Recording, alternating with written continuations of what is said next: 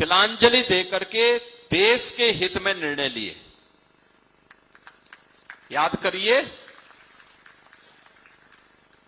आज आपके सामने वो दृश्य देखने को मिलते होंगे जब दल बनते हैं, टूटते हैं, गठबंधन बनते हैं, टूटते हैं।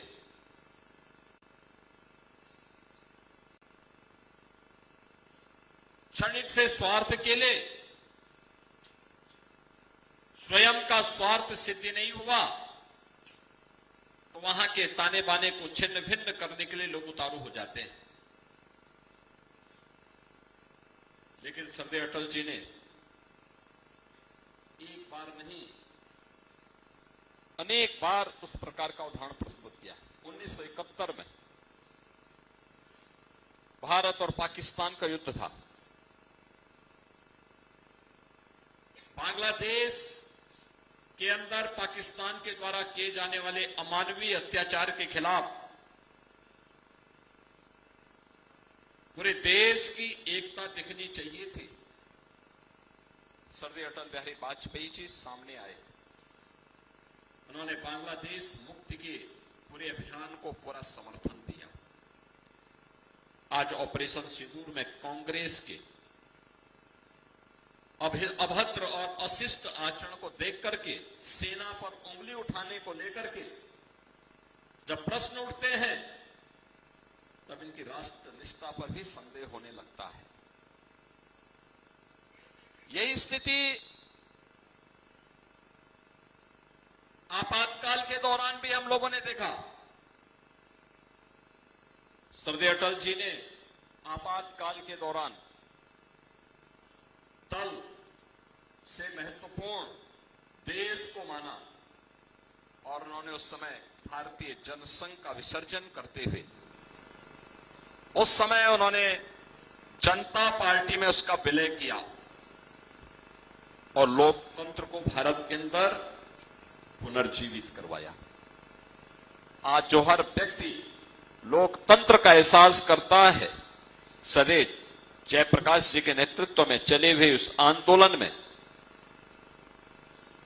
सबसे महत्वपूर्ण भूमिका किसी दल की थी तो भारतीय जनसंघ की थी और भारतीय जनसंघ ने उस पूरे अभियान में बढ़ चढ़ करके भाग लिया। इसके बाद भी जब भी आवश्यकता पड़ी, हर उस अवसर पर उन्होंने, हमें याद है जब एक बार भारत की 1989 के बाद जब आर्थिक रूप से भारत की स्थिति काफी डावाडोल हुई थी, उन स्थितियों में दुनिया के मंचों पर भारत का प्रतिनिधित्व और भारत के पक्ष को मजबूती के साथ कौन रखेगा? नेता विरोधी दल के रूप में अटल जी को दायित्व दिया गया। लोगों ने उनसे पूछा कि भाई विरोधी दल का काम तो सत्ता पक्ष पर आरोप प्रत्यारोप करना होगा, आप कैसे भारत का प्रतिनिधित्व कर पाएंगे? उन्होंने कहा नहीं, ये मेरे देश से जुड़ा हुआ मुद्दा होगा, वैश्विक मंच पर भारत के हित में जो मुद्दा होगा मैं वही बात वहां पे कहूंगा। और सरदेय अटल बिहारी वाजपेयी ने दुनिया के अंदर,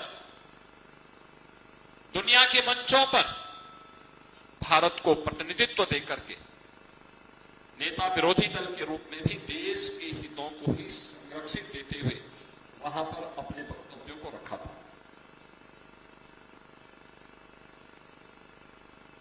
1990 का दशक भारत की राजनीति के लिए एक बहुत महत्वपूर्ण दशक रहा है। अस्थिरता का एक दौर चला था। राजनीतिक अस्थिरता लोकतंत्र के लिए सबसे खतरा होता है। सुशासन के मार्ग में सबसे बड़ी बाधा होती है।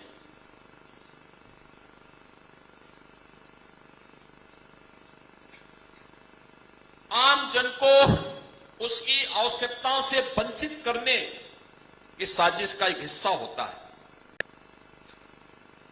आपने देखा होगा नवासी के बाद 91, 96, फिर 98, फिर 99, लगातार चुनाव चुनाव चुनाव चुनाव।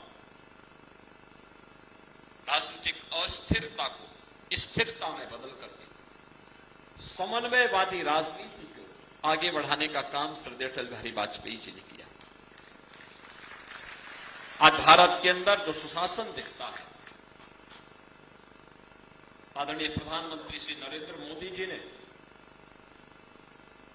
25 दिसंबर की तिथि को श्रद्धेय अटल बिहारी वाजपेयी जी की जन्म तिथि को देश के अंदर सुशासन दिवस के रूप में इसीलिए आयोजित करवाया, क्योंकि राजनीतिक अस्थिरता से स्थिरता के दौर को लाना और सुशासन के लक्ष्यों को प्राप्त करना।